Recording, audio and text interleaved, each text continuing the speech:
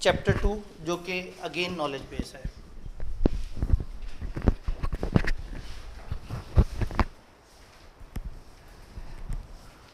तो चैप्टर 2 की तरफ चलते हैं। चैप्टर 2 ऑडिट की अपॉइंटमेंट के वक्त का जिक्र कर रहा है। ऑडिटर का जो अपॉइंटमेंट वाला टाइम है उसके आसपास की चीज़ों को डील कर रहा है चैप्टर नंबर 2। चैप्टर 2 को हम 3 हिस्सों में डिवाइड करते हैं। इसमें 2 स्टैंडर्ड हैं, ISA 210, ISA 220 और कोड ऑफ एथिक्स का एक थोड़ा सा पोर्शन उठा के किताब ने यहाँ डाल दिया। पता नहीं क्यों बिला वजह डाला है, क्योंकि उसकी अपॉइंटमेंट से रिलेटेड बात थी और वो बातें रिपीट भी हो रही हैं किताब में 1-2 और जगह, तो यहाँ ना भी डालते तो काम चल सकता था। लेकिन बहरहाल इन्होंने यहाँ पे डाल दिया है और कोई 20-21 साल में एक दफ़ा पूछ भी लिया, यानी कि बहुत ज़्यादा उनका फोकस भी नहीं है उस एरिया की तरफ। तो जो प्रॉपर सवाल है, फिर ये एरिया कम ज़्यादा होता रहता है। पहले इस एरिया में काफ़ी सारी बातें थी, अब उसको बहुत ही श्रिंक कर दिया उन्होंने। तो हम 210, 220 और इसके साथ चलेंगे। तो सबसे पहले ऑब्टेनिंग एन एंगेजमेंट में हम agreeing the terms of audit engagement की तरफ आएंगे, यानी हम ISA 210 का जिक्र करेंगे। ISA 210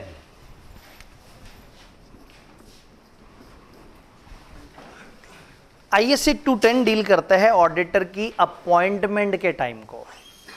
जब ऑडिटर आता है तो ऑडिटर ने शुरू में क्या बातें करनी होती हैं, किन चीज़ों को एग्री करना होता है, किन चीज़ों के मुताबिक चलना होता है, उस सारे को यहाँ पे देखेंगे और फिर उसके मुताबिक काम करेंगे। लें जी, हमें ख़तरनाक एक्शन करने लगे हैं। माइक, ये तजर्बा अक्सर हमारा बहुत कामयाब नहीं होता, लेकिन अभी फीलिंग अच्छी आ रही है। आवाज़ स्पीकर से आ रही है या गले से आ रही है? स्पीकर से आ रही है, ठीक हो गया। गले से एम्पलीफाई होकर स्पीकर से आ रही है। तो हमने बात की कि ऑडिटर जब अपॉइंट होने जा रहा होगा तो अपॉइंटमेंट के वक्त वो क्या करेगा, किस तरह से। तो 210 का जो प्योर ताल्लुक है ना, वो ऑडिटर की अपॉइंटमेंट के वक्त की बातों से है। और ICAP को बहुत ही पसंद है। यूँ समझें कि हर 2-3 अटैम्प्ट्स में 1-2 दफ़ा जो है वो सवाल अपॉइंटमेंट के वक्त की कुछ सीधी सीधी बातों का पूछ लेते हैं। जब आप अपॉइंटमेंट की तरफ आएंगे, at the time of appointment, तो ऑडिटर क्लाइंट के सामने रखता है अपनी कुछ प्री कंडीशंस।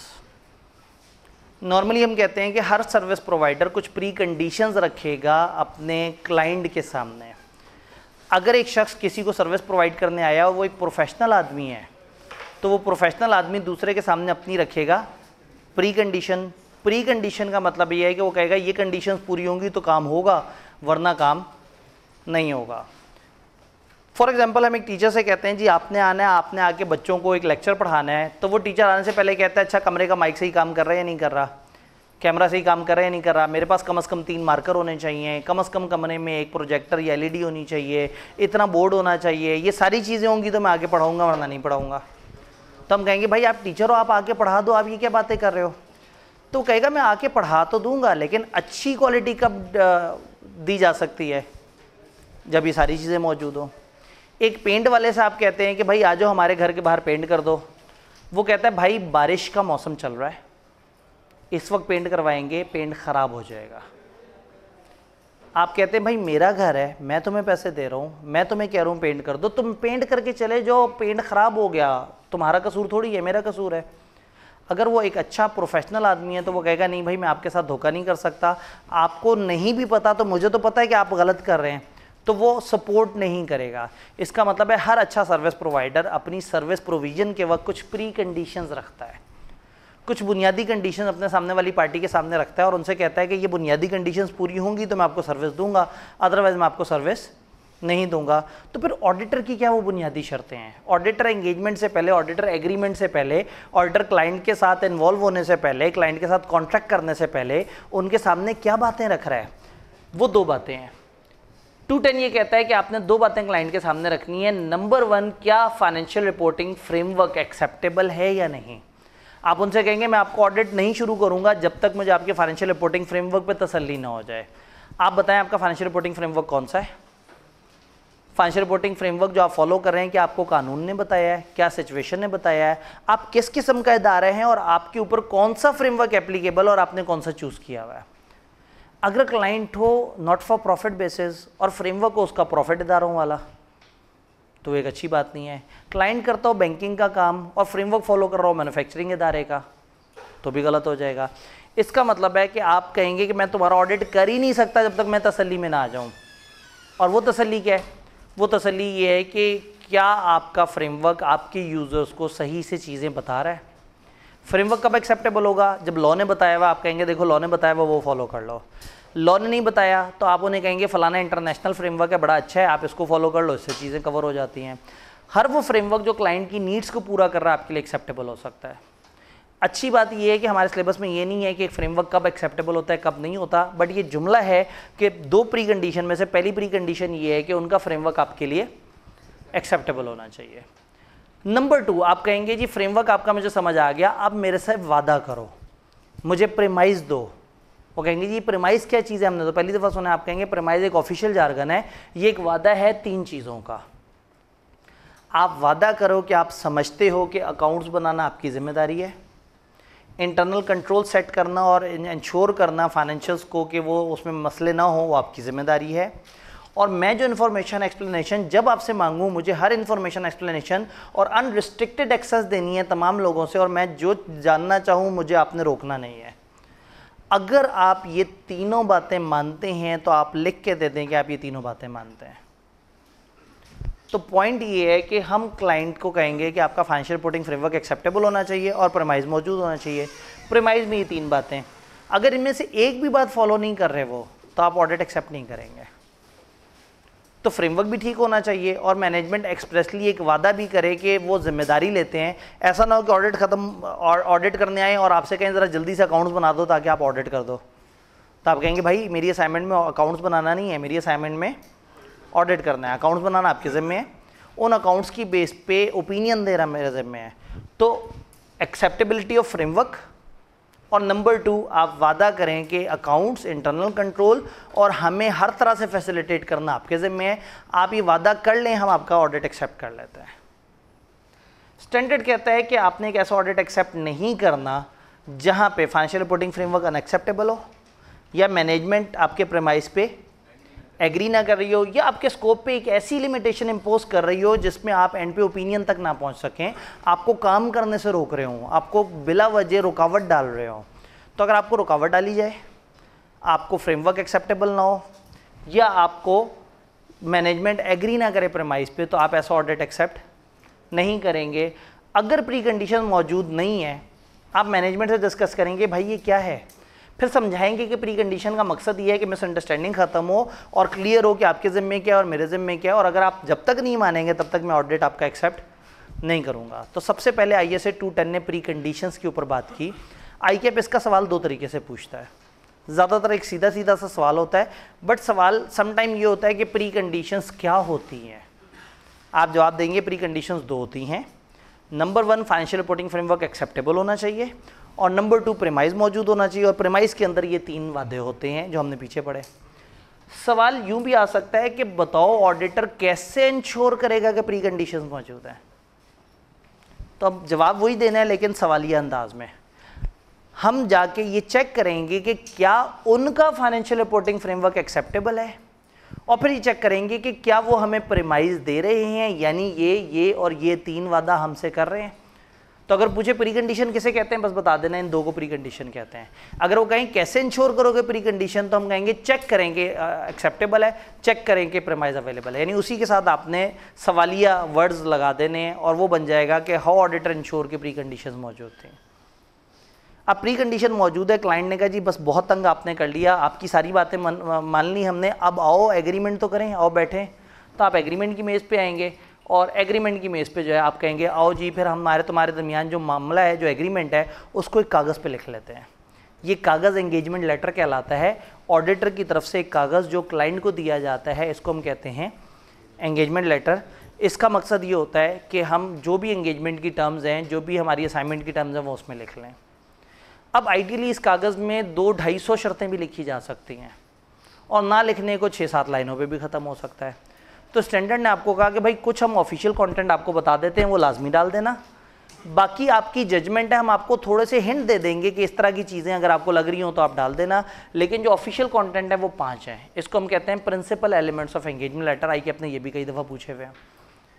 ये 5 प्रिंसिपल एलिमेंट्स कौन से हैं भाई? ऑडिट का ऑब्जेक्टिव और स्कोप क्या है, कौन सी कंपनी के कौन से ईयर का कौन सी चीज़ों का ऑडिट हो रहा है, तो स्कोप तय होगा। सबसे पहले तय होगा कि ये वाली कंपनी का स्कोप में लिखा होगा हम ऑडिट कर रहे हैं, ये रिव्यू नहीं है। स्कोप में तय होगा इस कंपनी का ऑडिट है, स्कोप में तय होगा इस कंपनी की किस चीज़ का ऑडिट है, तो स्कोप तय होगा कि ऑडिट किस चीज़ का हो रहा है। फिर ऑडिटर की रिस्पॉन्सिबिलिटीज़ बताई जाएंगी, फिर मैनेजमेंट की रिस्पॉन्सिबिलिटीज़ बताई जाएंगी, फिर फ्रेमवर्क बताया जाएगा कि मैं ऑडिट किस फ्रेमवर्क के मुताबिक करूंगा, आपका कौन सा फ्रेमवर्क होगा जिसके मुताबिक। याद है हमने कहा था ऑडिट ओपिनियन एक फ्रेमवर्क को देख के बनाई जाती है, क्राइटेरिया होगा ही नहीं तो आप कैसे बताएंगे कि सब्जेक्ट मैटर ठीक है या नहीं, आपको ऑब्वियसली क्राइटेरिया चाहिए, तो फ्रेमवर्क होना चाहिए। और देन यूजर्स को एक हल्का सा आइडिया दे देना है expected form and content of any report to be issued. अगर एक शख्स को आप कहते हैं ना कि आप आए हमारा ये बेंच टूटा हुआ है इसे ठीक कर दें, वो आएगा तो जब वो जा रहा होगा तो हम क्या ऐसा देखेंगे हमें समझ आए कि हमारा काम हो गया? बेंच को देखेंगे, बेंच जुड़ा हुआ होना चाहिए। एक बंदे को हमने कहा तुमने घर पेंट करना है, जब वो जाएगा तो हमें कैसे पता लगेगा उसने काम पूरा कर दिया? अब एक ऑडिटर ने तो आके चीज़ों को चेक करना है और उसने जाते जाते हमें रिपोर्ट देनी है। तो अब अगर मुझे ये देखना है कि ऑडिटर ने अपना काम पूरा कर लिया या नहीं कर लिया या क्या आउटकम है, तो ऑडिटर के उस पूरी असाइनमेंट का आउटकम ये नहीं है कि वो अकाउंट्स ठीक कर देगा, ये आउटकम नहीं है कि वो फ्रॉडियों को जेल में डाल देगा, उसकी आउटकम है कि वो एक रिपोर्ट देगा। अब फॉर एग्जांपल एक क्लाइंट है, उसे पता ही नहीं कि ऑडिटर अपनी रिपोर्ट में क्या लिखता है और वो बेचारा सोच रहा हो कि ऑडिटर की रिपोर्ट जब आएगी तो वो तो बड़ी कमाल एब्सोल्यूट लेवल की एश्योरेंस होगी।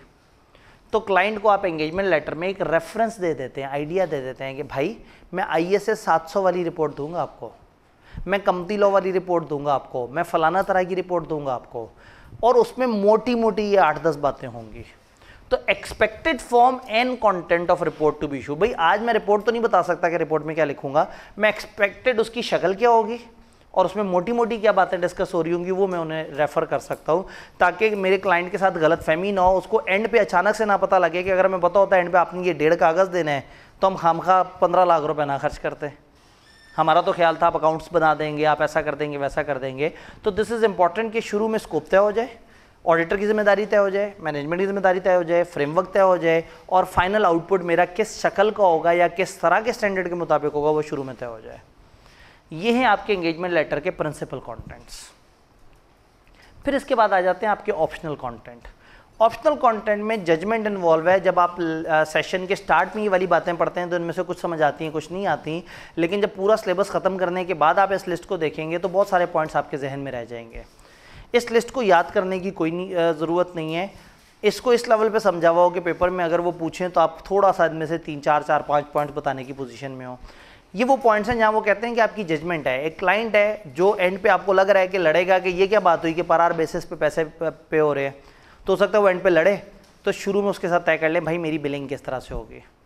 आपने आधे पैसे एडवांस में लेने और आधे बाद में लेने, तय कर लें। आपने क्लाइंट से नॉर्मल ख़तों किताबत के अलावा 3-4 और बातें मांगनी है, तय कर लें। आपको क्लाइंट की कुछ खास बंदों की कुछ खास टाइम तक ज़रूरत रहेगी, आपको इंटरनल ऑडिटर की ज़रूरत पड़ेगी, आप एक्सपर्ट मंगवा रहे होंगे, उसका खर्चा क्लाइंट ने देना होगा। एक ऑडिट में इतनी सारी ऐसी बातें होती हैं जो इम्प्लाइड होती हैं। इम्प्लाइड क्या होता है? छुपी हुई होती हैं, एज्यूम की जाती हैं कि एक ऑडिटर आ रहा है तो ये सारे काम करेगा। बट जब आपको मिल जाए एक लीचड़ किस्म का क्लाइंट जो हर बात पे कहे ये कहाँ लिखा हुआ है, ये कहाँ लिखा हुआ है, ये तो नहीं तय हुआ था, ऐसा तो नहीं हो सकता, यूँ तो नहीं हो सकता, तो स्टैंडर्ड आपको सजेस्ट करता है कि जहाँ आपको जजमेंट कहे वहाँ जितनी ज़्यादा चीज़ें लिख दो उतना अच्छा है। ये नहीं इन 5 बातों में तो सोचना ही नहीं ना, ये तो जजमेंट है ही नहीं, ये 5 बातें तो आपने हमेशा करनी है। उसके अलावा उन्होंने एक लिस्ट ऑफ थिंग दे दी कि अगर आप मोर डिटेल बताना चाहें, कोई और कम्युनिकेशन का जिक्र करना चाहें, कुछ की ऑडिट मैटर का रेफरेंस देना चाहें, इसके ऊपर कल इंशाल्लाह हम स्टैंडर्ड पढ़ रहे होंगे, इनहेरेंट लिमिटेशन का तस्करा करना चाहें, प्लानिंग के बारे में बात करना चाहें, मैनेजमेंट से आपको राइटिंग में क्या क्या चाहिए होगा उसकी एक्सपेक्टेशन, यानी कुछ भी एक्स्ट्रा बातें, बिलिंग अरेंजमेंट, कोई और ऐसी एक्नॉलेजमेंट, कोई ऐसी चीज़ कि हम आपसे इस खत का जवाब लेंगे, या इस तरह से जो जो बातें आपकी जजमेंट आपको कहती है एडिशनली, अगर चाहें, ये बार बार मैं बोल रहा हूँ, ये मैंडेटरी कॉन्टेंट नहीं है, अगर आप चाहें तो कुछ additional content if you may feel appropriate तो आप इस तरह से कर सकते हैं। तो इसके अंदर ज़रूरी नहीं कि ये लिस्ट याद की जाए, पेपर में बैठ के आप अपनी जजमेंट से भी बहुत सारी बातें ऐड कर सकते हैं कि अगर ऑडिटर चाहे तो इस तरह की चीज़ की बात भी कर सकता है। तो सबसे पहले हमने पढ़ा प्री कंडीशंस क्या होती हैं, फिर हमने पढ़ा कि एंगेजमेंट के टर्म्स क्या होते हैं, एंगेजमेंट के प्रिंसिपल टर्म्स हमें समझ आ गए और एडिशनल टर्म्स हमें समझ आ गए। यहाँ पे मैं रुक के एक दफ़ा पूछूंगा अगर कोई सवाल है, यहाँ पे कोई चीज़ जो नहीं समझ आ रही। जी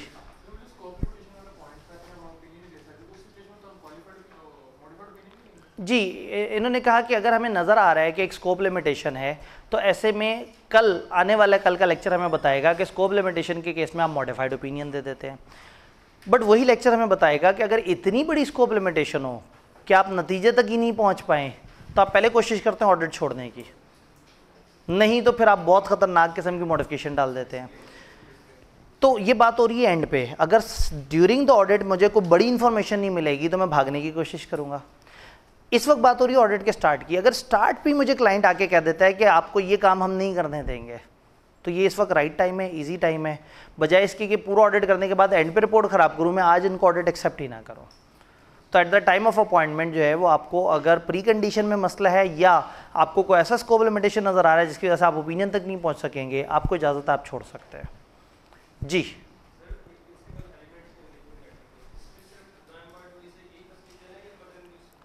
जी, अगर पेपर में आए तो बस इसको इतना ही लिखना है जितना लिखा हुआ है कि मैनेजमेंट की जिम्मेदारी, ऑडिटर की जिम्मेदारी, वो सारी बताने की कोशिश नहीं करनी, क्योंकि इस पोर्शन ने हमें इतना ही बताया है कि बस ये 5 प्रिंसिपल एलिमेंट्स हैं।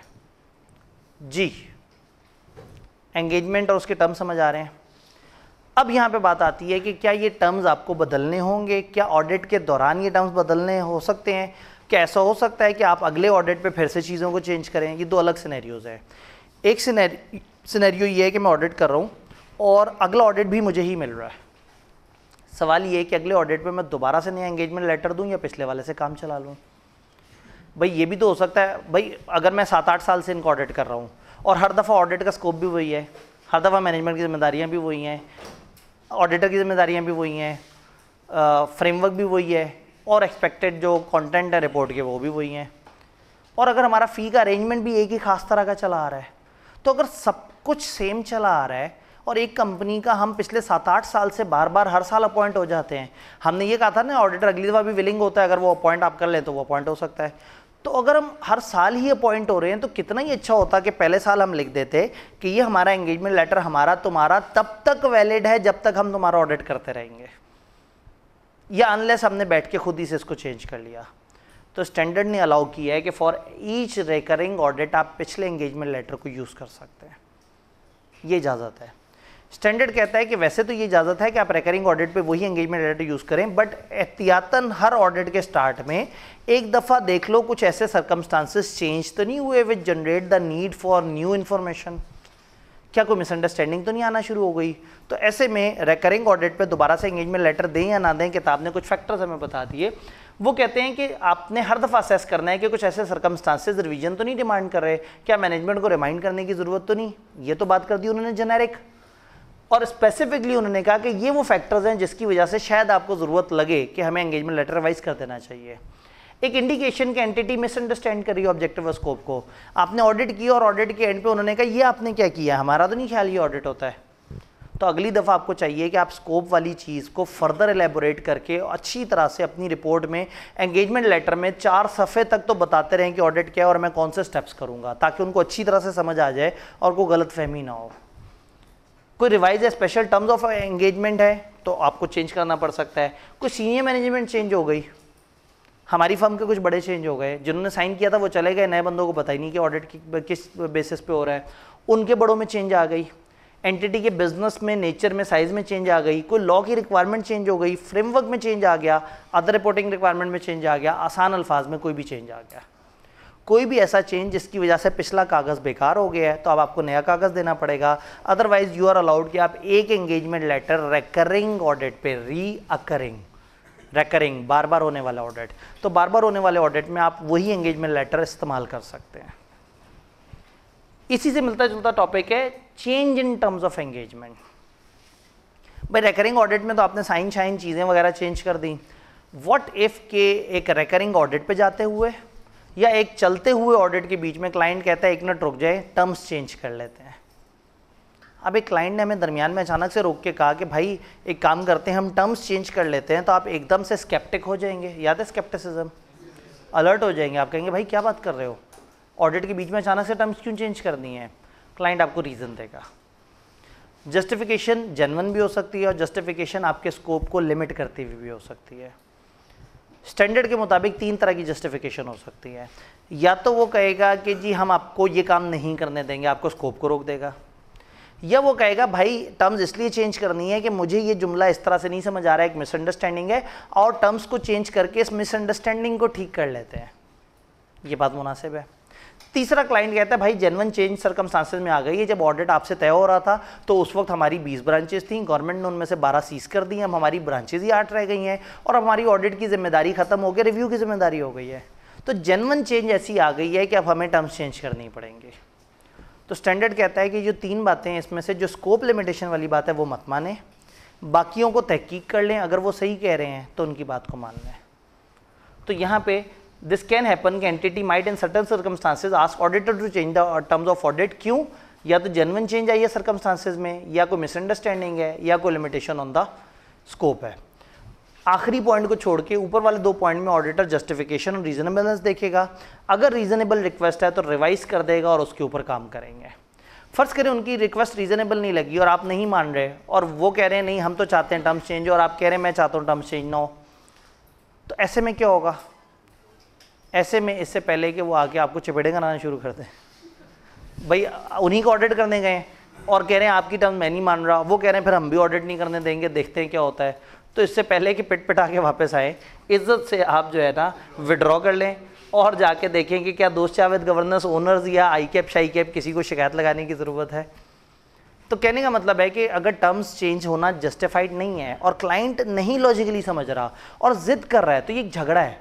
इस झगड़े में आपने प्रोफेशनल बिहेवियर का दामन नहीं हाथ से छोड़ना, आपने उस दिन तक जितना काम किया उतने आवर्स का बिल भेज देना उन्हें और उस ऑडिट से विड्रॉ करके और शिकायत लगा देनी है और अथॉरिटीज़ को भी बता देना है अगर ज़रूरत पड़े कि देखें ये सही लोग नहीं है, ये बिला वजह मुझे टर्म्स चेंज करने की बात कर रहे थे। याद रहेगा? तो जी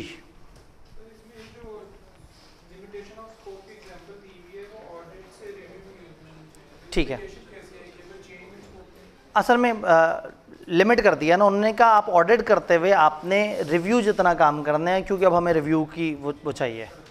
तो अब ऑडिट इसमें एक पोर्शन है 210 में जो हमारे सिलेबस में नहीं है, उसमें क्या होता है ऑडिट से रिव्यू की एक रिक्वेस्ट होती है, उसमें ये पॉइंट्स को मानते हुए 2 इजाफी बातें करनी होती हैं। ओरिजिनल ISA 210 के अंदर वो चीज़ है लेकिन हमारी किताब ने हमें इतना ही बताया। 210 से रिलेटेड कोई 1-2 सवाल?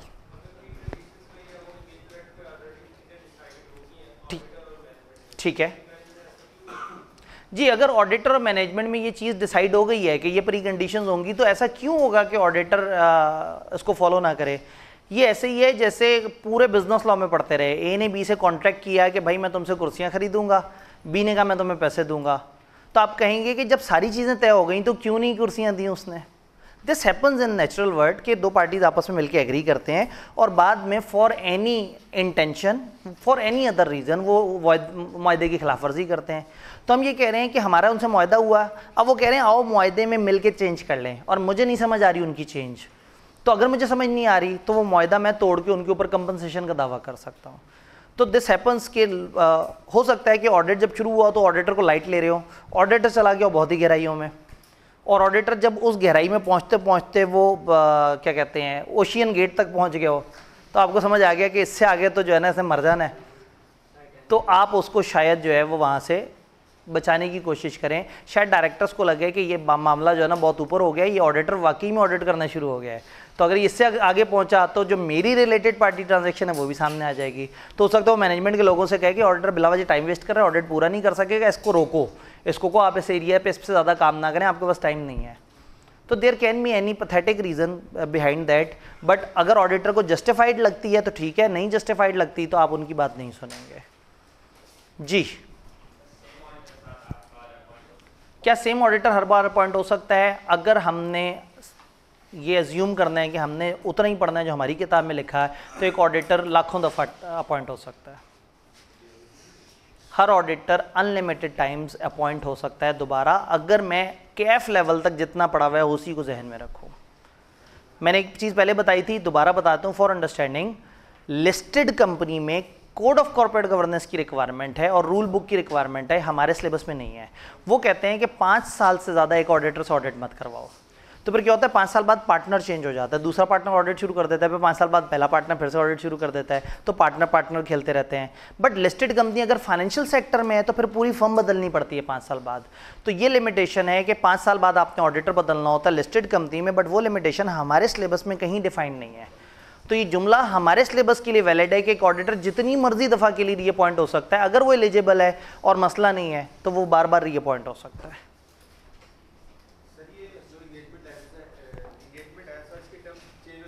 एंगेजमेंट की टर्म्स चेंज हो सकती हैं।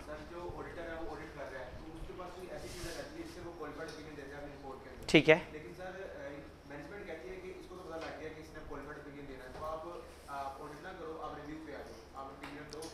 जी इन्होंने कहा कि अगर ऑडिटर एक ऐसे नतीजे पे पहुंचा जिसको समझ आ गया मैं रिपोर्ट ख़राब कर दूं, और मैनेजमेंट वाले अचानक से आए, उन्होंने कहा एक काम करते हैं स्कोप चेंज कर देते हैं और आपको रिव्यू की तरफ ले आते हैं, तो हमने कहा ऑडिटर जस्टिफिकेशन देखेगा। और मैंने आपसे कहा कि जो स्कोप की चेंज है ना, इसको आराम से नहीं मानना। जो जेन्युइन चेंज इन सर्कमस्टांसेस है आप उसको मान लें, जहाँ मिसअंडरस्टैंडिंग ठीक करना चाह रहे हैं अच्छी बात है, कोई हर्ज नहीं है, मान लें। स्कोप का चेंज सबसे बड़ा फड्डे वाला पॉइंट है, क्योंकि ये चीज़ तो ऐसी है कि आप शुरू में ही छोड़ देते हैं अगर वो स्कोप ना समझ रहे होते हैं। तो अगर वो आपके स्कोप को रोकने की कोशिश करेंगे, बिला वजह आपको रुकावट डालेंगे बगैर किसी जेन्युइन नीड के, तो आप उस चीज़ को नहीं मानेंगे। 210 से रिलेटेड कोई आखिरी सवाल? मैं साहब की लगाया कि आप लोगों के पास सेकंड लास्ट सवाल होता है, आखिरी सवाल नहीं होता। ठीक है, आगे चलते हैं। बहुत ही मज़ेदार सा स्टैंडर्ड ISA 220। अगर क्लास में कुछ रेगुलर स्टूडेंट्स मौजूद हैं तो शायद उनका भी दिल कर रहा हो कि वो इस टॉपिक को सही से समझें, क्योंकि इस दिन अचानक से उनको ईद याद आना शुरू हो गई थी और वो क्लास से बहुत पहले छुट्टियां करके भाग गए थे। तो हमने उस दिन जो है उस 250 एनरोलमेंट वाली क्लास में, जिसमें ऑनलाइन फिजिकल मिला के थे, तो फिजिकली 150 प्लस जो स्टूडेंट थे उनमें से 8 बच्चे उस दिन क्लास में आए हुए थे, क्योंकि उनको घर जाने की जल्दी थी। ऐसा नहीं है कि अगले दिन ईद थी, ईद में कुछ 6 दिन रहते थे, और ईद से बाद भी उनके पास को 5-6 छुट्टियाँ थीं, 4-5 छुट्टियाँ थी। हमने 3 छुट्टियाँ ईद से आगे और 3 ईद से पहले दी थी। हमने अपनी तरफ से बहुत ही रहमदिली का मुजाहरा किया था, लेकिन बच्चों ने बहुत ही पहले से घर जाने का फ़ैसला कर लिया था। तो ये 220 जब रेगुलर क्लास में आया था तो वहाँ पे भी आप लोगों ने इससे भागते हुए उसको किया था। तो अब इसको ज़रा समझ लें, लॉजिकली समझ लें। ऑल्दो आप लोगों ने बाद में वीडियो देख ली होगी, दोस्तों से पूछ लिया होगा, उम्मीद करता हूँ।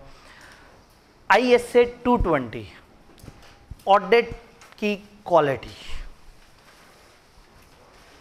इस अटेम्प्ट में ऑडिट पास कर लें, ये स्टैंडर्ड चेंज होने वाला है।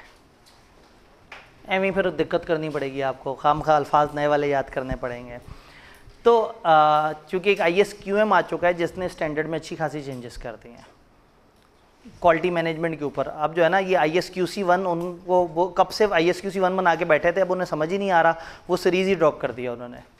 अब एक नई सीरीज़ शुरू की ISQM1 और 2, तो अब देखते हैं वो सीरीज़ कहाँ तक जाती है। तो अभी आपके सिलेबस में वो नोटिफिकेशन नहीं आई, लेकिन अगली दफ़ा आप लोग एलिजिबल हो जाएंगे मोस्ट प्रॉब्ली कि आपकी किताब में ये चेंज आ जाए। तो ISA 220 क्या है? ऑडिट की क्वालिटी। एक अच्छा ऑडिट मतलब अच्छी क्वालिटी का ऑडिट। अच्छी क्वालिटी की ऑडिट से क्या मुराद है? मैं अक्सर इसकी एग्जांपल देता हूँ कि एक अच्छी क्लास से क्या मुराद है। आप कहते हैं यार मैं SBI गया, क्लास ली, बड़ा मज़ा आया। क्यों मज़ा आया? आप कहते हैं कुर्सियाँ बड़ी नरम थीं, बड़ा मज़ा आता था, बड़ी मज़ेदार सी नींद आती थी। अब टीचर गरीब बेचारा तकरीरें कर कर रुल जाए और आप कहेंगे जी इन बेंचों पे बैठ के तो पढ़ने का दिल करना शुरू हो गया है।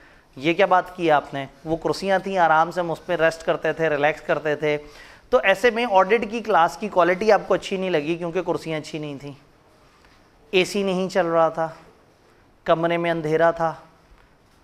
तो आप ऑडिट का लेक्चर लेने आए हैं और आप ये किस किस्म की बातें कर रहे हैं?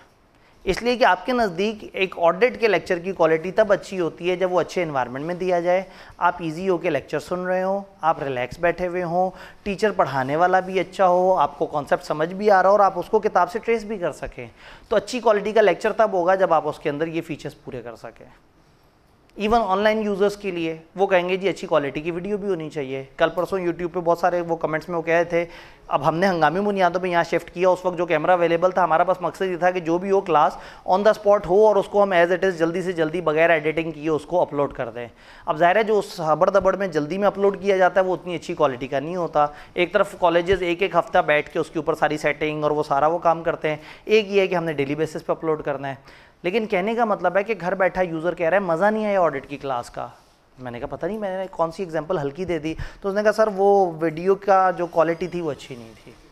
तो यूज़र के लिए वीडियो की क्वालिटी भी इंपॉर्टेंट है, यूज़र के लिए क्लास का एनवायरनमेंट भी इंपॉर्टेंट है, यूज़र के लिए टीचर भी थोड़ा थोड़ा सा इंपॉर्टेंट है। यूज़र चूँकि ऐसा ही लग रहा होता है जो हर चीज़ पे इतने परेशान होते हैं सवाई टीचर के।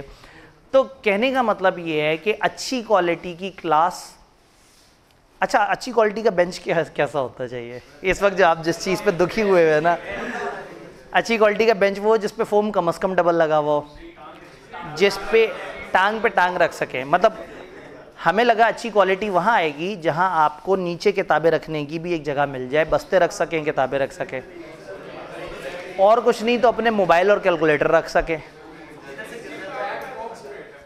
जी बैक स्ट्रेट है, यानी आप वाकई ही पढ़ाई वाले मोड में आ जाते हैं। मैंने कहा नहीं सर जो है ना, मैं एक बात बताऊं, इस कमरे में जब भी बिगिनर बच्चों की क्लास हुई है उनमें कभी मसला नहीं हुआ, और जब भी सीनियर बच्चों की क्लास हुई है उन्हें मसला हुआ है। ऐसे ही है। और मैंने आपको पहले दिन बताया था कि आप लोग बन गए धूष, आप में डशकरे, आप हो गए हट्टे कट्टे, मतलब ना पढ़ के आप लोग जो है ना बड़े तगड़े हो गए हैं। वो नन्हे बच्चे आते हैं, वो बाकी FSC के बिल्कुल पतले दुबले से बच्चे होते हैं, कोई टेंशन ही नहीं होती उनको दुनिया में। तो वो मतलब मुझे तो लग रहा होता है वो एक बेंच पे 6 भी आ जाएंगे। तो वो आप लोग ऑडिट तक पहुँचते पहुँचते पता नहीं क्यों आप लोग जो है ना वो बहुत ज़्यादा फैल जाते हैं।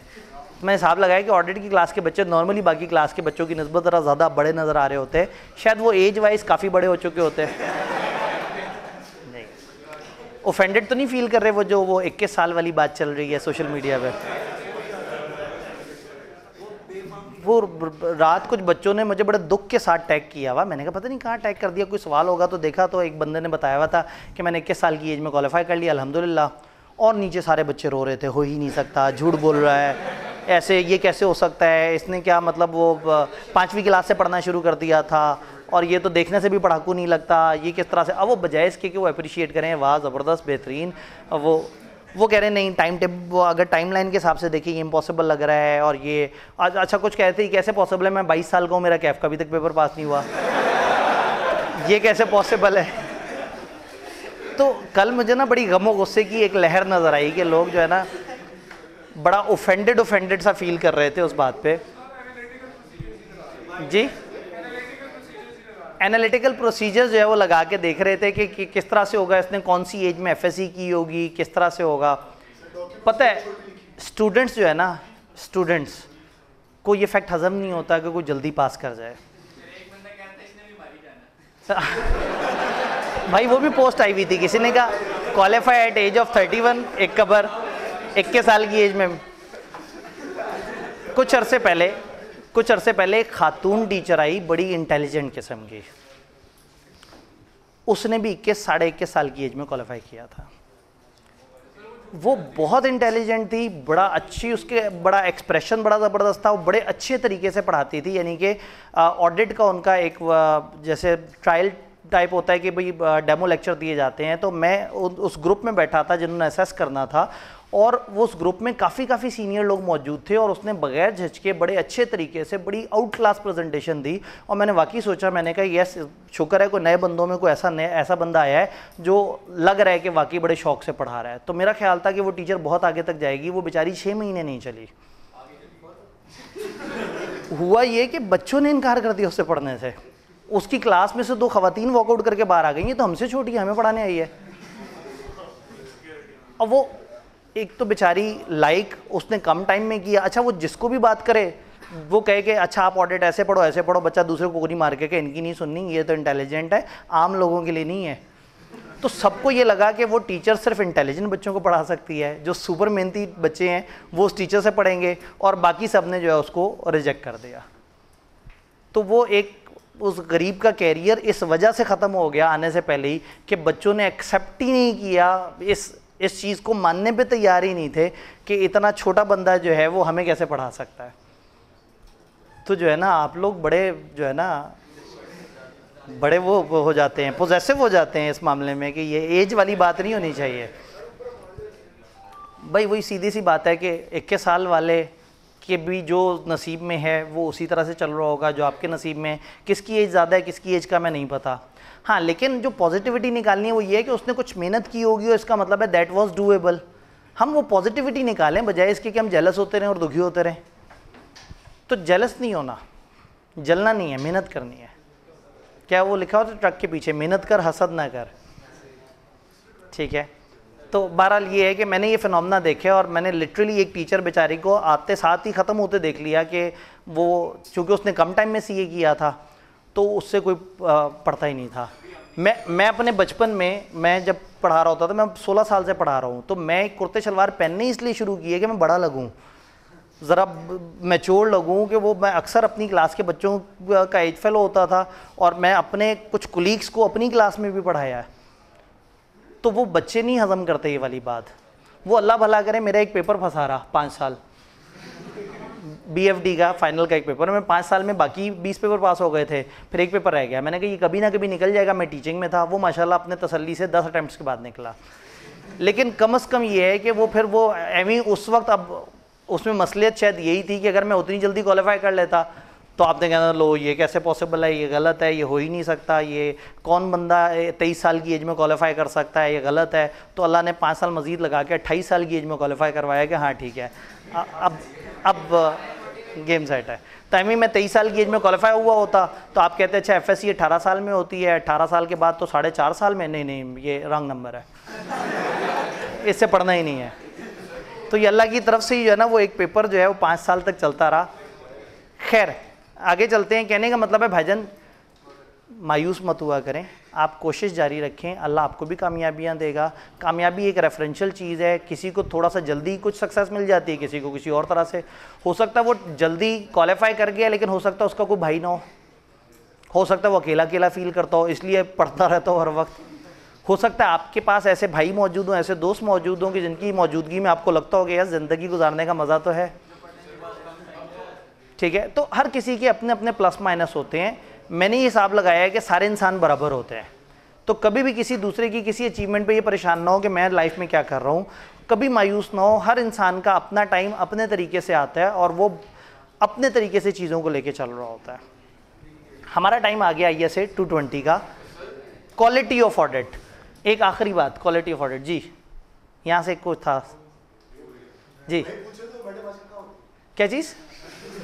वो एक कंपनी में फिर जॉब करना शुरू कर दी क्योंकि उन्हें समझ आ गया। असल में टीचिंग पहले उन्होंने छोड़ी, फिर उन्होंने क्या किया, वो ICAP में आके ना मुख्तलिफ सेशंस में मोटिवेशन देती थी, वो भी उन्हें छोड़ना पड़ गया। को मोटिवेट ही नहीं होता था वो। जेन्युइनली एक दफ़ा बहुत काफ़ी बुरा हुआ, बात छिड़ी है तो मैं कोशिश करता हूँ 2-3 मिनट में किस्सा तमाम करूँ। ICAP में एक ज़माने में सेशन होता था। ICAP क्या करता था, हर कॉलेज से ना किसी एक टीचर को इनवाइट करता था और वो ICAP में जाके बैठते थे और बच्चे सामने बैठे होते थे, बच्चों के सवाल होते थे, हम तैयारी कैसे करें, लिखने वाले पेपर को कैसे करें, आखिरी महीने में क्या करना होता है। बच्चे सवाल पूछते थे, एक मॉडरेटर होता था जो बच्चों का सवाल लेता था और वो कहता था जी बच्चों के ये सवाल हैं आप बताएं। तो सामने 4 स्पेशलिस्ट बैठे होते थे। तो एक दफ़ा ये हुआ कि 3 कॉलेजेस से बंदे मौजूद थे और फिर ICAP ने सोचा कि ये बड़ी जल्दी इसने क्वालिफाई की है, इसको भी पैनलिस्ट के तौर पे बुला लेते हैं। वो भी वहीं पे बैठी हुई। सवाल बच्चे की तरफ से आया कि एक स्टूडेंट को दिन में कितनी देर पढ़ना चाहिए। अदनान रशीद साहब के पास पहले माइक आया, उन्होंने कहा जी बच्चे जज्बाती तो बहुत होते हैं लेकिन 3 से 4 घंटे इज़ मैक्स। अगर आप सही से पढ़ रहे हैं तो डेली 3 से 4 घंटे डेली पढ़ें, रेगुलर पढ़ें, इतना बहुत होता है। फिर उसके बाद सलाउद्दीन साहब, अब इनमें की तरतीब याद नहीं हो रही, हो सकता है पहले कौन था बाद में कौन। सलाउद्दीन साहब के पास आया माइक, तो उन्होंने कहा जी बिल्कुल मैं तायद करूँगा, जिस तरह से इन्होंने कहा है 3 से 4 घंटे, वाकई एक एवरेज स्टूडेंट को 3 से 4 घंटे अगर वो डेली पढ़ रहा है तो उस तरह से चलना चाहिए। फिर माइक आया तीसरे स्पेशलिस्ट के पास, मेरे पास, मुझे भी उन बुज़ुर्गों में किसी ने बिठा दिया था। तो असल में सीनियर लोग हैं ना, तो वो मुझे भी ICAP ने समझा शायद ये भी कोई सीनियर टीचर होगा, तो वो खैर उन्होंने बिठा दिया, ठीक है। असल में ना बंदा आजिज़ी भी नहीं दिखा सकता, आप लोग उसको भी मजाक में उड़ा देते हैं। तो मेरे से सवाल हुआ, मैंने कहा जी बिल्कुल इसी तरह से है। मेरा पर्सनल ओपिनियन तो 3 घंटे से भी कम का है, लेकिन ये है कि अगर एक एवरेज स्टूडेंट है और वो वाकई 3 से 4 घंटे पढ़ता है तो बिल्कुल ठीक है। इससे ज़्यादा पढ़ने की कोशिश नहीं करनी चाहिए, क्योंकि आजकल स्टूडेंट्स बहुत ज़्यादा और एक्टिविटीज़ में भी है। लेकिन ये जो पढ़े ना, मैंने पॉइंट ऐड किया कि इस वक्त फिर मोबाइल नहीं इस्तेमाल करें। ये 3 से 4 घंटे मोबाइल ना इस्तेमाल करें तो 3 घंटे मैक्स है पूरे दिन में, अदर दिन क्लासेस। माइक आया हुरिया के पास, वो खातून, मैंने कहा जी मैं अपने टाइम पे ऐसा करती थी कि सुबह 3:30 का अलार्म लगा लेती थी, अक्सर अलार्म से पहले ही उठ जाती थी। फजर में कोई 2 घंटे का टाइम होता था, सर्दियों का मौसम होता था तो 2 घंटे में फजर से पहले पढ़ लेती थी। फिर फजर के बाद आपको पता है कि सुबह ब्रेकफास्ट के दरमियान 3-4 घंटे मिल जाते हैं, तो थोड़ा सा मैं उस टाइम पर पढ़ लेती थी। फिर उसके बाद जो है वो आर्टिकल्स वगैरह होते थे तो आर्टिकल्स के लिए जाती थी, वहाँ बीच में अगर कभी मौका मिल गया तो कोई किताब खोल के पढ़ ली, कोई इंटरनेट से थोड़ा सा पढ़ लिया, और शाम को अगर जल्दी घर आ गए तो रात खाने से पहले पढ़ लिया और सोने से पहले थोड़ा सा पढ़ लिया। 17 घंटे उसने दिन में से निकाल के दिखा दिए कि वो पढ़ सकती है। तो उसने कहा जी आप भी अगर कमिटेड हो ना, आप ऐसा कर सकते हैं। बच्चों के चेहरों पे हवाइयाँ उड़ी हुई। माइक वापस अगले सवाल की तरफ जा रहा था कि अदनान रशीद साहब ने कहा एक मिनट माइक इधर लेके आओ, तो इसकी कोई ना सुने। वो असल में ओवर इंटेलिजेंट और ओवर मेहनती लोग जाहिर है टाइम से सक्सेसफुल तो होते हैं, बट 80 to 90% लोग जो है ना उस कैपेसिटी पे नहीं होते। तो रादर देन कि आप जज्बाती हो कि अपनी कैपेसिटी को उस लेवल पे लेके जाएं, आइडियली आपको असेस कर लेना चाहिए आप कहाँ खड़े हैं। अगर आपने ये असेस कर लिया कि आप एक कमज़ोर स्टूडेंट हैं और आप 2 से ज़्यादा पेपर नहीं पास कर सकते और आपने 4 अटैम्प्ट में सिर्फ 2-2 पेपर दिए और दोनों 2-2 पेपर पास करते गए और 4 अटैम्प्ट में कैफ क्वालिफाई कर लिया, तो कुछ गलत नहीं किया। एक स्टूडेंट जिसने अपने आप को असेस ही गलत किया और वो हर दफ़ा 5 पेपर उठा के फिर 4 पेपरों पे शिफ्ट होता है, फिर 4 में से 3 पे शिफ्ट होता है, पेपर में 2, फिर 1 में बीमार हो जाता है और 1 में फेल हो जाता है। तो सम टाइम असेस करना ज़रूरी है, अपने आप को असेस ज़रूर कर लिया करें। ये गलत नहीं है, कमज़ोर होना गलत नहीं है, लेकिन ये ना समझना कि मैं कमज़ोर हूँ ये गलत है। हर बंदे की अपनी वीकनेस होती है, कोई किसी जगह इनकम्पैटिबल होता है, कोई किसी जगह इनकम्पैटिबल होता है। अगर आपको लगता है कि मुझे टाइम ज़्यादा लगता है समझने में, तो कोई बात नहीं, आप ज़्यादा टाइम लगाएं, आप कम लोड उठाएं और आप उस लोड को साथ साथ पास करते रहें। एक बंदा जो कि बहुत ज़्यादा कॉन्फिडेंट है और वो 3-3 पेपर दे रहा है और उसके पेपर रह रहे हैं और आप 2-2 पेपर करके पास करते आ रहे हैं, तो आपने कुछ गलत नहीं किया। तो असेस करना इंपॉर्टेंट है। तो किसी भी बंदे को देख के उससे मोटिवेशन ज़रूर लें, लेकिन अगर कोई बहुत ही एक्स्ट्रा ऑर्डिनरी सिचुएशन हो तो ऐसे में शायद आपको परेशानी होगी। और जस्ट लाइक वही कि वहाँ पे 3 टीचर्स खासतौर पे कह रहे थे, क्योंकि हम 80 to 90% ऑडियंस की बात कर रहे थे और वो खातून बात कर रही थी उन बहुत ही थोड़े से लोगों की जो इतने कमिटेड होते हैं, जो वाकई में उठते हैं, पढ़ते हैं, टाइम देते हैं। तो इसलिए ज़्यादातर हमारी गाइडेंस होती है मेजॉरिटी ऑफ द ऑडियंस के लिए। बट अगेन कुछ एक्सेप्शनल भी होते हैं, कुछ एक्सेप्शनली वीक भी होते हैं, कुछ एक्सेप्शनली स्ट्रॉन्ग भी होते हैं। तो अपने आप को समझ लें और अपने समझ के मुताबिक अपने पैटर्न को बनाएं, तो कोई दिक्कत वाली बात नहीं है। क्वालिटी ऑफ ऑडिट तब बेहतर होगी जब उसके कुछ कंपोनेंट्स पूरे हों। हमने कहा एक क्लास में एसी चल रहे हों, कुर्सियां बेहतर हों, टीचर अच्छा पढ़ा रहा हो, स्टडी मटेरियल हो, तो चीज़ें बेहतर हैं। तो एक ऑडिट में क्या होगा, एक ऑडिट में 6 चीज़ें बेहतर होंगी तो ऑडिट अच्छी क्वालिटी का होगा। एक ऑडिट में 6 चीज़ें अगर बेहतर होंगी तो ऑडिट अच्छी क्वालिटी का होगा। अच्छा ऑडिट वो होता है जहाँ पे लीडर ने अपनी रिस्पॉन्सिबिलिटी फॉर ऑडिट सही से प्ले की हो। मैं सबको अलग अलग से भी बताऊंगा।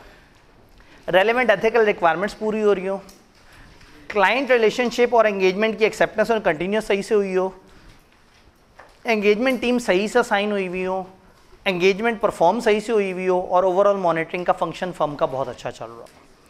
यानी कोई भी फर्म अगर कोई भी ऑडिट कर रही है तो वो ऑडिट अच्छी क्वालिटी का कब होगा, जब उस ऑडिट में 6 बातें पूरी हुई हों। ये 6 बातें, जैसे हमने कहा ना एक अच्छी क्लास के फीचर्स, ये 6 फीचर्स पूरे होंगे तो वो एक अच्छी क्लास है। तो एक अच्छा ऑडिट भी इसको नहीं कहते कि आपने अकाउंट्स बहुत अच्छे तरीके से ऑडिट किए। एक अच्छे ऑडिट में ये 6 खसूसियात होनी चाहिए। ये स्टैंडर्ड सिर्फ इन 6 के बारे में। जैसे ही हम चलते चलते आखिरी पॉइंट पे पहुंचते हैं स्टैंडर्ड ख़त्म हो जाता है। लेकिन इस स्क्रीन पे नहीं, आगे की स्क्रीन पे जब हम डिटेल में चल रहे होंगे, ये 6 कंपोनेंट्स हैं जो आपने याद रखने हैं कि 6 डायमेंशंस होंगी जिसमें अच्छा काम करने का मतलब है ऑडिट अच्छी क्वालिटी का हुआ। इन 6 डायमेंशन में पहली dimension leadership responsibility for quality on audit. अगर एक लीडर ने जिम्मेदारी ली है, लीडर से मुराद है फर्म के अंदर पार्टनर, अगर एक पार्टनर ने कहा ये मेरा ऑडिट है और इस ऑडिट को मैंने नहीं ख़राब करना है, इस ऑडिट में बड़ी अच्छी क्वालिटी दिखानी है, अगर लीडर मुसलसल टीम से कह रहा है यार मेरा ऑडिट ख़राब नहीं होना चाहिए, मैं बड़े अच्छे तरीके से इसको करूँगा, देखूँगा, हर चीज़ चेक करूँगा, हर तरीके से आप लोगों को रिव्यू करूँगा, तो जब सबको पता है कि लीडर पागल हुआ हुआ ऑडिट के पीछे, तो फिर जो टीम मेंबर्स हैं वो भी ध्यान से काम करेंगे। कोई फॉर एग्जांपल एक दो बिल्डिंग्स बन रही हैं और एक जगह कॉन्ट्रैक्टर कहता है बस ये मेरी बिल्डिंग बिल्कुल सही से बननी चाहिए, कोई मसला ना हो, कोई दीवार ख़राब ना हो, ऐसा ना हो वैसा ना हो। दूसरी तरफ कॉन्ट्रैक्टर है वो बस कहता है कि हाँ भाई हर दिन का काम करो और निकलो। तो जिस जगह कॉन्ट्रैक्टर बहुत ज़्यादा क्यूरियस है कि मेरी चीज़ सही होनी चाहिए, ये बिल्डिंग सही होनी चाहिए, उधर लोग बहुत ध्यान से काम करेंगे क्योंकि सर पे मुसलसल एक सुपरविजन है, और जहाँ सुपरविजन नहीं है वो काम बस फीका सही होगा। तो सबसे पहली चीज़ है कि एंगेजमेंट पार्टनर रिस्पॉन्सिबिलिटी ले ओवरऑल ऑडिट की क्वालिटी की, और इंश्योर करे और आगे बढ़ के अपने लीडर होने का फ़र्ज़ अदा करे कि हाँ भाई मैं लीडर हूँ, मेरे अंडर जो ऑडिट है वो अच्छी क्वालिटी का होना चाहिए। देन रेलेवेंट एथिकल रिक्वायरमेंट, अच्छा ऑडिट वो होगा जहाँ एथिक्स पूरे हुए होंगे। अगर एक जगह थ्रेट ही थ्रेट थे और आपने ऑडिट किया तो बहुत ही ख़राब सा ऑडिट होगा। एक जगह थ्रेट थे और आपने उसके सेफगार्ड नहीं लगाए तो वो अच्छी क्वालिटी का ऑडिट नहीं होगा। एक जगह आपके आपस में कोई ताल्लुक थे, आपकी इंडिपेंडेंस को कोई मसला था या कोई एथिकल प्रॉब्लम्स और थे, तो वो ऑडिट जिसमें अच्छी एथिकल रिक्वायरमेंट फुलफिल हुई होती हैं वहाँ अच्छा ऑडिट होता है। तो थ्रू आउट एंगेजमेंट पार्टनर ने ऑब्जर्व करना है, देखते रहना है कि कहीं कोई अनएथिकल हरकत तो नहीं हो रही, क्या मेरी टीम कॉन्फिडेंशियलिटी को ख़राब तो नहीं कर रही, क्या हम प्रोफेशनलिज्म के अगेंस्ट तो नहीं आ रहे, क्या हम थ्रेट्स को समझ रहे हैं, क्या हम थ्रेट्स पे सेफगार्ड्स लगा रहे हैं। तो जितना अच्छा आपने एथिकल रिक्वायरमेंट को फुलफिल किया होगा उतना ही अच्छी क्वालिटी का ऑडिट होगा। बिलखसूस इंडिपेंडेंस एक बड़ी इंपॉर्टेंट चीज़ है। आपने वो थ्रेट्स देखने हैं जो इंडिपेंडेंस को इम्पेयर करते हैं, उनको एवेल्यूएट करने हैं और सेफगार्ड अप्लाई करने हैं। ये तीन बातें कॉन्सेप्चुअल फ्रेमवर्क वाली रिपीट हुई हैं। कहने का मतलब है कि अच्छी क्वालिटी का ऑडिट वो जहां लीडर ने अपनी जिम्मेदारी तो अदा की और उसके बाद उस ऑडिट में एथिक्स भी पूरे हुए हैं। तो होता ये है कि टीम जब ऑडिट पे जा रही होती है तो अक्सर उनसे एक चेकलिस्ट साइन करवाई जाती है जिसमें वो बताते हैं कि इस ऑडिट में हमारा कोई ब्लड रिलेशन नहीं है, इस क्लाइंट के साथ हमारा कोई पर्सनल रिलेशन नहीं है, हमारा कोई बिजनेस इंटरेस्ट नहीं है, हम लोग ये वादा करते हैं कि हम कॉन्फिडेंशियलिटी का एहतराम करेंगे, हम इस तरह से करेंगे। तो वो ऑडिट जिसमें एथिक्स पे ज़्यादा जोर दी गई होगी मोस्ट प्रॉब्ली उसकी क्वालिटी किसी और ऑडिट से बेहतर होगी। तीसरी चीज़ acceptance and continuous of client relationship and audit engagement. मैं इस एक पॉइंट के बहाने से वो जो हमारे इस चैप्टर में तीसरी चीज़ है वो भी मैक्सिमम कवर करा दूंगा। Acceptance and continuous of client relationship and audit engagement. Acceptance and continuous ये दो अलग अलग बातें हैं। एक्सेप्टेंस का मतलब है पहली दफ़ा एक्सेप्ट करना और कंटिन्यूस का मतलब है पिछली दफ़ा से आप ऑडिट कर रहे हैं उसको कंटिन्यू करना। Client relationship and audit engagements, client relationship client के साथ एक रिलेशन एक्सेप्ट करना और ऑडिट एंगेजमेंट ऑडिट एक्सेप्ट करना। इसका मतलब ये है कि दो लेवल है। सबसे पहले आपने क्लाइंट एक्सेप्ट करना है, फिर ऑडिट एक्सेप्ट करना है। मुझे एक क्लाइंट आके कहता है कि हमारा ऑडिट एक्सेप्ट करोगे, मेरे पास टाइम भी है, मेरे पास रिसोर्सेज भी है, मेरे पास कंपिटेंस भी है, वो पैसे भी मुनासिब दे रहे हैं और मुझे उनका फ्रेमवर्क भी समझ आता है, लेकिन वो दहशतगर्द ऑर्गेनाइजेशन है। लोगों ने कोई बात नहीं, खैर है, पैसे आ रहे हैं। तो कहने का मतलब है कि अगर तो क्लाइंट ही नहीं एक्सेप्ट हुआ तो ऑडिट एंगेजमेंट एक्सेप्ट होना तो बात की बात है। सबसे पहले जब भी मुझे एक क्लाइंट आके कहे कि क्या आप हमें कोई सर्विस प्रोवाइड करोगे, सर्विस तो बाद में देखेंगे कौन सी है, पहले देखेंगे क्लाइंट कौन सा है। क्लाइंट इलीगल एक्टिविटीज़ में तो नहीं इन्वॉल्व, क्लाइंट की इंटेग्रिटी का मसला तो नहीं। मैं क्लाइंट की स्क्रीनिंग करूंगा, मैं मार्केट से रेफरेंसेस लूंगा, लोगों से पूछूंगा यार ये एक नई कंपनी है, इसके साथ किसी ने काम किया, ये कैसे लोग हैं, ये कौन से ग्रुप का पार्ट हैं, ये लोग किस किस्म का बिजनेस करते हैं, ये कौन से इदारे में लाइसेंस हैं, ये किस जगह पर रजिस्टर्ड है। तो हम एक इदारे की तहकीक करेंगे, पहले देखेंगे कि क्या कहीं हम गलत लोगों की तरफ तो नहीं जा रहे। अगर मशहूर हैं कि वो झूठे लोग हैं, मशहूर हैं कि वो ऑडिटर को तंग करते हैं, मशहूर हैं कि वो अच्छे लोग नहीं हैं, तो फिर मुझे उनका ऑडिट एक्सेप्ट नहीं करना चाहिए। सबसे पहले तो क्लाइंट की एक्सेप्टेंस। फर्ज करें क्लाइंट एक्सेप्ट हो गया, मैं कहता हूँ बहुत ही दीनदार नेक लोग हैं, अच्छे लोग हैं, कोई दो नंबरी नहीं है, कोई बेमानी नहीं है, ठीक है मैं इनका काम कर सकता हूँ। अब देखना है काम कौन सा दे रहे हैं, काम दे रहे हैं मुझे टैक्स का, वो तो मुझे नहीं आता। तो क्लाइंट एक्सेप्ट होने के बाद शायद मैं उनकी असाइनमेंट एक्सेप्ट नहीं कर रहा। तो ऐसे में अगर वो मुझे कहते हैं ऑडिट करो, तो क्लाइंट तो अच्छा है, पहले तो मैंने क्लाइंट को देखा वो कैसा है, अब अपने गिरबान में झांकना है। क्या मेरे पास टाइम है, क्या मेरे पास उतने रिसोर्सेज हैं, क्या मेरे पास उतनी कंपिटेंस है, ये क्लाइंट है एक स्टॉक एक्सचेंज टाइप का, क्या मेरी टीम को स्टॉक एक्सचेंज के बारे में पता है। तो पहले देखना है कि क्लाइंट एक्सेप्ट करें या ना करें, फिर देखना है कि क्या हम इस क्लाइंट का ऑडिट कर सकते हैं या नहीं कर सकते। तो ऑडिट करते हुए जो चीज़ इंपॉर्टेंट है वो टाइम, रिसोर्सेज और कंपिटेंस, क्लाइंट के लिए जो चीज़ इंपॉर्टेंट है उनकी लीगैलिटी ऑफ बिजनेस, उनके दोषा विद गवर्नेंस की इंटेग्रिटी और उनका ओवरऑल मार्केट में रिप्यूट। ये काम एक्सेप्टेंस पहली दफ़ा जब हो रही है तो बहुत ज़्यादा डिटेल में करना है, but at any given recurring audit आपने दोबारा से देखना है कि क्या अभी क्लाइंट कुछ और गलत एक्टिविटीज़ में तो नहीं इन्वॉल्व हो गया। फर्स्ट करें क्लाइंट नहीं इन्वॉल्व हुआ, देखना है कि आप पिछले साल तो मेरे पास टाइम था, क्या इस वक्त मेरे पास टाइम है, क्या इस दफ़ा मेरे पास उतने रिसोर्सेज हैं, क्या मेरे पास इस वक्त उतनी कंपिटेंस है। हो सकता है लास्ट टाइम टीम में एक ऐसा सीनियर था जिसको बड़ा अच्छा इनका सिस्टम पता है, वो छोड़ गया हमें, तो शायद इस वक्त हमारे पास पूरी team as a whole competent नहीं है। तो आपने ये देखना है कि एक्सेप्टेंस एंड कंटिन्यूस के प्रोसीजर्स लगे या नहीं लगे, यानी कि आपने देखना है कि इंटेग्रिटी ऑफ प्रिंसिपल ओनर की मैनेजमेंट किस तरह से है, क्या हम कंपिटेंट टू परफॉर्म है, क्या हमारे पास कैपेबिलिटीज़ हैं, क्या टाइम और रिसोर्सेज हैं, क्या रेलेवेंट एथिकल रिक्वायरमेंट पूरी हो रही हैं, और क्या थ्रू आउट जो सिग्निफिकेंट मैटर्स वगैरह सामने अभी आए हैं या पिछले ऑडिट्स के हैं, क्या उनका हमने इम्पैक्ट देख लिया है। अगर हमें सब कुछ ओवरऑल ओके लगता है तो हम ऑडिट और क्लाइंट दोनों एक्सेप्ट कर सकते हैं। अदरवाइज ऐसा हो सकता है कि क्लाइंट एक्सेप्ट करने के बाद भी हम कहें सॉरी भाई हम इसको ऑडिट नहीं कर सकते। क्लाइंट को एक्सेप्ट करते हुए एक बड़ा टिपिकल प्रोसीजर होता है, आप पिछले ऑडिटर को ख़त लिखते हैं। आप क्लाइंट से पहले इजाज़त लेते हैं, जब क्लाइंट आपको इजाज़त दे देता है तो आप पिछले ऑडिटर को ख़त लिखते हैं और उससे कहते हैं tell us any reason why we should not accept this engagement. हमें कुछ ऐसा बताओ जिसकी बेस पे हमें पता लगे कि हम ये असाइनमेंट एक्सेप्ट ना करें। तो इसका मतलब ये है कि आप पिछले बंदे से प्रोफेशनल क्लियरेंस ले रहे हैं। अगर इन्होंने उसके पैसे मारे हैं, अगर इन्होंने उसको तंग किया है, अगर इन्होंने कुछ उसके साथ अच्छा नहीं किया, एविडेंस नहीं लेने देते थे, मसले ही मसले थे, तंग आके घबरा के वो निकला था, तो वो हमें बताएगा। उसने कॉन्फिडेंशियलिटी को फॉलो करना है, अभी हम एक्सेप्ट नहीं हुए तो हमें उतनी इन्फॉर्मेशन बतानी है जितनी प्रोफेशनल ड्यूटी है उसकी, उससे ज़्यादा नहीं। याद है प्रोफेशनल ड्यूटी में एक्सेप्शन थी। अगर हमें उससे रब्ता करने की इजाज़त नहीं है तो हम आईकेएफ से पूछेंगे कि भाई जब वो बंदा छोड़ के जा रहा था तो उसने रिप्रेजेंटेशन क्या जमा कराई थी। तो अगर एक किसी भी चार्टर्ड अकाउंटेंट को रिज़ाइन करना हो, रिमूव करना हो, रिटायर हो रहा हो किसी भी तरह का, तो वो एक रिप्रेजेंटेशन बना के आईकेएफ को भी भेजता है, जिसमें अगर कोई नेगेटिव पॉजिटिव बात है तो वो आईकेएफ को रिपोर्ट करता है। तो आने वाला ऑडिटर पहले कोशिश करेगा पिछले ऑडिटर से रब्ता करेगी, आपको यहाँ 220 में नज़र नहीं आएगा। ये मैंने कहा ना, इस टॉपिक की आड़ में मैं आपको एथिक्स वाला जो थोड़ा सा पोर्शन किताब में आगे 1.5 सफ़े का दिया हुआ है, मैं उसको बताने की कोशिश कर रहा हूँ। तो आप पिछले ऑडिटर से ओके करेंगे। अगर पिछले ऑडिटर से रब्ता करने की इजाज़त नहीं दे रहे या उसने आपको मना कर दिया और आपको लग रहा है कि सब ओके है और पिछले वाले ने बिला वजह मना किया, आप आईकेएफ से रब्ता कर सकते हैं कि एक एथिकल कन्फ्लिक्ट है, पिछला बंदा मना कर रहा है लेकिन हमें लग रहा है कि शायद उसका पर्सनल कोई गुस्सा है जिस वजह से मना कर रहा है। तो आईकेएफ सिचुएशन को देखेगा, आईकेएफ के पास रिप्रेजेंटेशन गई होगी, आप उसे पढ़ेंगे और उसके बाद प्रोफेशनल जजमेंट की बेस पर डिसीजन लेंगे कि क्या मैं ये ऑडिट एक्सेप्ट करूँ या ना करूँ।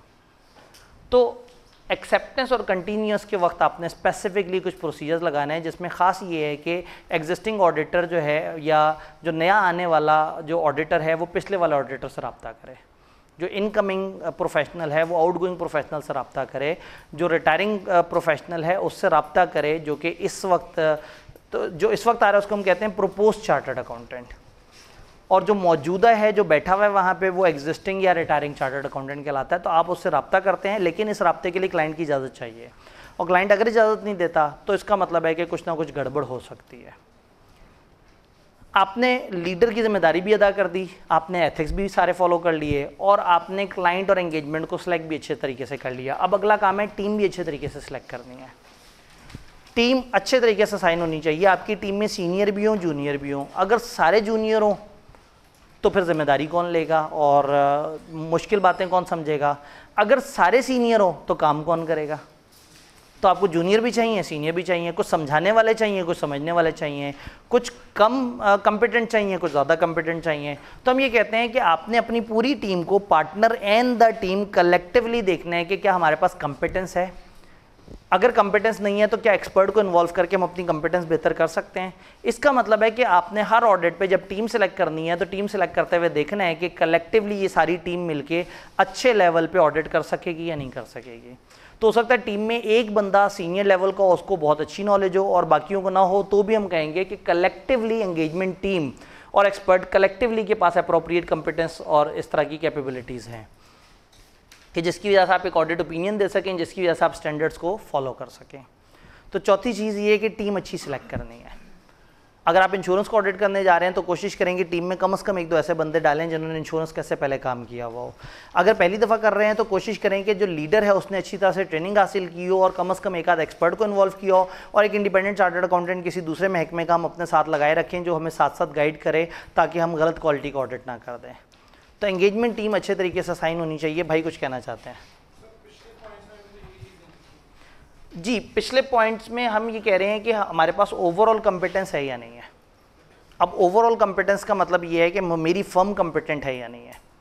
ठीक है, फर्म कंपिटेंट है। अब वो कह रहे हैं कि फर्म तो कंपिटेंट है, सेलेक्ट करते हुए उन कंपिटेंट लोगों को बीच में डालना भी है। आपने फिर टीम ऐसी तश्कील देनी है कि जिसमें हर तरह के बंदे मौजूद हों। तो मेरे पास 200 बंदे मौजूद हैं फर्म में, रिसोर्स मौजूद है। अब मैंने टीम में किस तरह के रिसोर्स डालने हैं वो ये बता रहे हैं। तो आपने टीम की एक ऐसी सिलेक्शन रखनी है कि जो एक कलेक्टिवली मिलके इस लेवल पे हो जाएं कि वो एक अच्छा ओपिनियन दे सकें। अब इससे आगे आते हैं हम परफॉर्मेंस के ऊपर। अब दी जाएगी परफॉर्मेंस। ये सबसे ट्रिकी एरिया है। ये ऐसे ही है जैसे मुझे कहा जाए कि आब्दी साहब आपने क्लास में नहीं पढ़ाना, किसी और टीचर ने आपकी जगह पढ़ाना है, और बच्चे फेल हो गए तो आपकी जिम्मेदारी। मैं कहूँगा यार ये तो आपने बिल्कुल ही मुझे बाउंड कर दिया कि पढ़ाना भी मैंने नहीं है, पढ़ाना भी किसी और टीचर ने है, और जिम्मेदारी भी मेरी। कहते हैं वो टीचर आपके अंडर होगा, बस आपने इंश्योर करना है कि वो ऐसे ही पढ़ाए जैसे आप पढ़ा रहे हैं। तो ऑब्वियसली अगर किसी और ने एक्शन करना है और उसकी जिम्मेदारी मैंने लेनी है तो मेरे ऊपर कितना प्रेशर होगा। अब एक पार्टनर को तो सोचें, साइन करने एंगेजमेंट पार्टनर ने, ऑडिट की जिम्मेदारी लेनी है पार्टनर ने, सीनियर मैच्योर प्रोफेशनल आदमी, और ऑडिट कौन कर रहा है? जूनियर अनप्रोफेशनल इमैच्योर आदमी। आपकी बात थोड़ी, आप अभी फर्म में थोड़ी गए हैं, वो जो फर्म में गए होंगे उनकी बात हो रही है। कहने का मतलब है कि आप लोग जिनके पास तजर्बा कम है, कुछ ऐसे लोग जिनके पास दरमियाना तजर्बा है, आपके पास कंपिटेंस कम है, कुछ के पास दरमियानी कंपिटेंस है, इन सब ने काम करना है और जिम्मेदारी किसने लेनी है? तो फिर पार्टनर की कोशिश होगी कि आप लोग वैसा काम करें जैसा वो अपने केस में करता। तो फिर ऐसे में डायरेक्शन, सुपरविजन, रिव्यू, कंसल्टेशन, ये वर्ड्स बोले जाते हैं। आप टीम को जाने से पहले अच्छी डायरेक्शन देंगे। अब यहाँ हमारा वो using the work of internal auditor में भी हमने कहा था ना कि अगर हमारी टीम में आएगा तो फिर हम देखेंगे 220 क्या कहता है। आप अच्छी डायरेक्शन देंगे, आप भेजने से पहले उन्हें बताएंगे कि आपने क्या करना है। आप सुपरविजन, यानी कि टीम ऑडिट पे जाने से पहले पार्टनर की टीम के साथ एक मीटिंग होगी और पार्टनर टीम से कहेगा भाई आपने ये काम ऐसे करना है, ये काम ऐसे करना है, ये इस तरह का क्लाइंट है, इस तरह के क्लाइंट में इस तरह के रिस्क ज़्यादा होते हैं, आपने इस काम को ऐसे फोकस करना है, इस काम को ऐसे फोकस करना है। एक अच्छी डायरेक्शन। फिर साथ साथ सुपरवाइज करता रहेगा। टीम ऑडिट करने पहुंची हुई है, हर हफ्ते 1.5 हफ्ते बाद पहुंच गया, हाँ भाई कहाँ तक काम पहुंचा, वो मैं नॉन करंट एसेट पे जो काम कहा था शुरू किया या नहीं किया, वो वाले रिस्क पे बात हुई है या नहीं हुई है, फलाना एम्प्लॉय के साथ मिले हो या नहीं मिले हो। भाई पार्टनर जहाँ दीदा आदमी है, पार्टनर 20 साल से ऑडिट कर रहा है, पार्टनर को रग रग पता है क्लाइंट की और इस तरह के लोग कहाँ कहाँ क्या गड़बड़े करते हैं। तो टीम को भेजने से पहले उसने डायरेक्शन दी है और अब साथ साथ देख रहा है कि क्या टीम हमारी डायरेक्शन को फॉलो कर भी रही है नहीं, साथ साथ सुपरवाइज किया। अब टीम ने अपना काम खत्म कर लिया। काम खत्म करने के बाद अब वो टीम से कहेगा मुझे अपना काम चेक कराओ, वो रिव्यू करेगा। रिव्यू करते हुए वो कोशिश करेगा कि उस बंदे से कहे तुम साइड पे हो जाओ, मैं खुद समझूंगा कि क्या हो रहा है। अगर उसे खुद समझ आएगा कि क्या हो रहा है तो बहुत खुश हो जाएगा, और अगर नहीं समझ आएगा तो उस बंदे से कहेगा यार कम से कम ऐसा तो लिखोगे, तुम्हारी गैर मौजूदगी में किसी को समझ तो आए कि क्या लिखा हुआ है।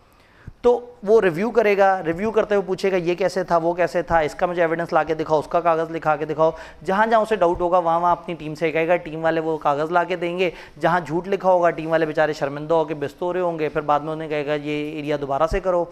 तो एक बड़ा सख्त किस्म का रिव्यू करेगा। तो पूरे ऑडिट के दरमियान जो सबसे ज़्यादा ख़तरनाक टाइम होता है पूरी टीम के ऊपर, ऑडिट टीम पे, वो रिव्यू वाला टाइम होता है कि एक सीनियर बंदे ने उन बच्चों को देखना होता है कि वो सही से काम कर रहे हैं या नहीं कर रहे। और बच्चों ने ज़ाहिर अपने बचपने में कुछ शरारतें की होती हैं, कुछ चीज़ें सही से नहीं की होती, कुछ जगह डंडी मार दी होती है, कुछ जगह सही से काम नहीं किया होता, कुछ जगह सैंपल लेके और कुछ टेक खुद अपने हाथ से लगा लिए होते हैं। तो पार्टनर जब देखता है तो बच्चे के चेहरे से उसे पता लग जाता है कि इसने सही काम किया है नहीं किया। तो जब वो रिव्यू भी कर लेता है तो थ्रू आउट वो ऑडिट में कहता है भाई कंसल्टेशन अगर मेरे से चाहिए हो मैं हाजिर हूँ। कहीं घबरा जाओ, तुमने ये नहीं सोचना पार्टनर नाराज़ होगा, तुम्हें एक ट्रीटमेंट पे डाउट हो रहा है, क्लाइंट एक बात कर रहा है, तुम्हें नहीं समझ आ रही, मुझे फ़ौरन से कॉल मिलाओ, मुझे फ़ौरन से मेरे से रब्ता करो या अपने से ऊपर वाले बंदे से मशवरा करो। जूनियर का इशू है वो सीनियर से पूछे, सीनियर को इशू है मैनेजर से पूछे, मैनेजर को इशू है वो पार्टनर से पूछे या डायरेक्टर से पूछे, और ये उन्हें गाइड करें। एक ओपन एनवायरनमेंट डेवलप करनी होगी जहाँ 2 वे कम्युनिकेशन हो सके। सुपरविजन है आपने खुद नीचे वालों को गाइड किया, कंसल्टेशन है नीचे वालों ने ऊपर वालों से पूछा कि हम ये काम किस तरह से करें। क्या बात समझ आ रही है? देन ये सब होता है तो उसके बाद नॉट एवरी टाइम नीडेड, लेकिन एंगेजमेंट क्वालिटी कंट्रोल रिव्यू की हमें ज़रूरत पड़ सकती है।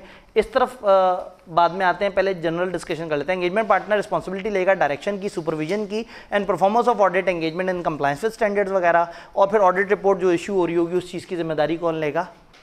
पार्टनर।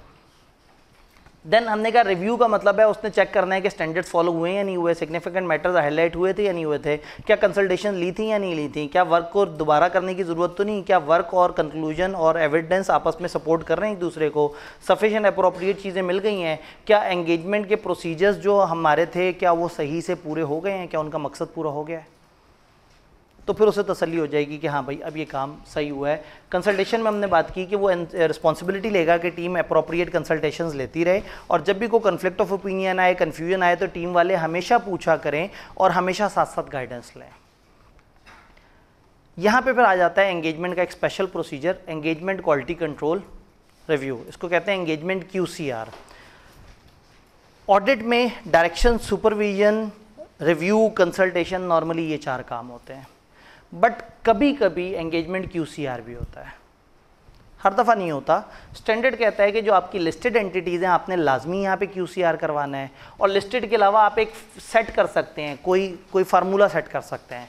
हो सकता है आप ये फार्मूला सेट कर दें जो हमारा पहला ऑडिट होगा हम वहाँ पे QCR कराएंगे। हो सकता है आप ये फार्मूला सेट कर दें कि जिस कंपनी को हम 5 साल से ज़्यादा ऑडिट करते हुए हो गए हम एक दफ़ा उसका QCR करवाएंगे। फार्मूला ये भी हो सकता है कि जिस कंपनी का टर्नओवर 2 बिलियन होगा हम उसका QCR करेंगे। अब ये QCR क्या चीज़ है? QCR एक इजाफी ऑडिट है। एक ऑडिट हो चुका हुआ है, पार्टनर ने चीज़ों को देख लिया है, अब पार्टनर के ऊपर एक और पार्टनर आ जाए, एक सीनियर एंगेजमेंट पार्टनर हो जो पार्टनर को देखे और पार्टनर से डिस्कशन करें सिग्निफिकेंट मैटर के ऊपर, क्या फाइनेंशियल थी, आपने किस किस्म की रिपोर्ट दी, क्या प्रॉब्लम्स आए थे, किस तरह से, यानी पार्टनर ने टीम को देखा कि उन्होंने सही काम किया नहीं किया। एंगेजमेंट QCR वाला बंदा हमारे पार्टनर को देख रहा है कि क्या उसने अपनी जिम्मेदारी अदा की थी, क्या उसने एथिक्स फॉलो करवाए थे, क्या उसने डायरेक्शन दी थी, क्या उसने सुपरविजन दी थी, क्या उसने अगर इस ओपिनियन तक पहुंचा है तो वो सही ग्राउंड पे पहुंचा है। फिर अपने तौर पे थोड़ा सा ये डॉक्यूमेंट्स को भी देख लेगा।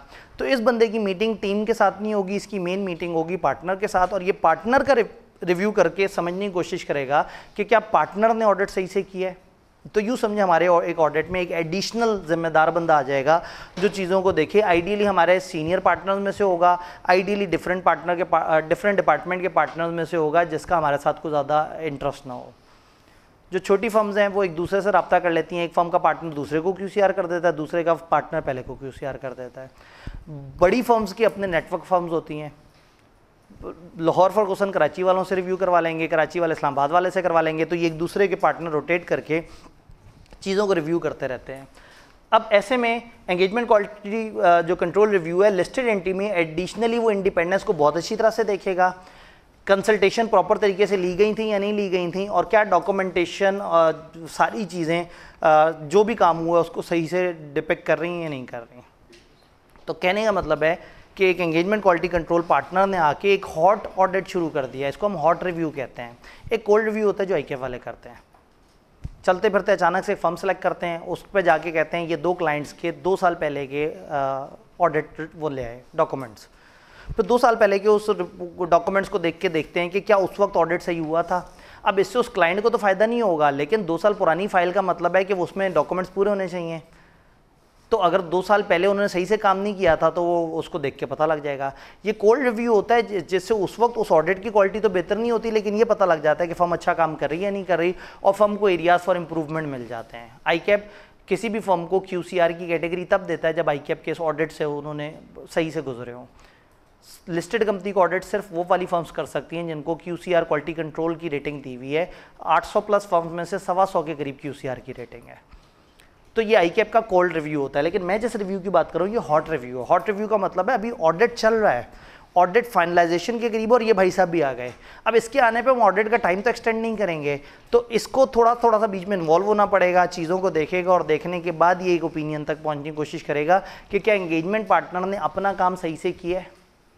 Then finally there must be a department of monitoring जो हर वक्त देखता रहे कि पिछले 5 काम सही हो रहे हैं, एक मॉनिटरिंग का डिपार्टमेंट जो देखता रहे कि कोई एथिकल प्रॉब्लम आ रहे हैं तो हमें शिकायत हुई है या नहीं हुई, जो देखते रहें कि पार्टनर ने जिम्मेदारी अदा की थी या नहीं, जो देखते रहें कि टीम की सिलेक्शन सही हुई थी या नहीं, जो देखते रहें कि अगर कहीं कोई क्लैश आया, झगड़ा हुआ तो उसको रिजॉल्व किया गया या नहीं, जो देखते रहें कि अगर एक टीम ने पार्टनर के खिलाफ या मैनेजर के खिलाफ शिकायत की थी तो उस पर किसी ने काम किया या नहीं किया।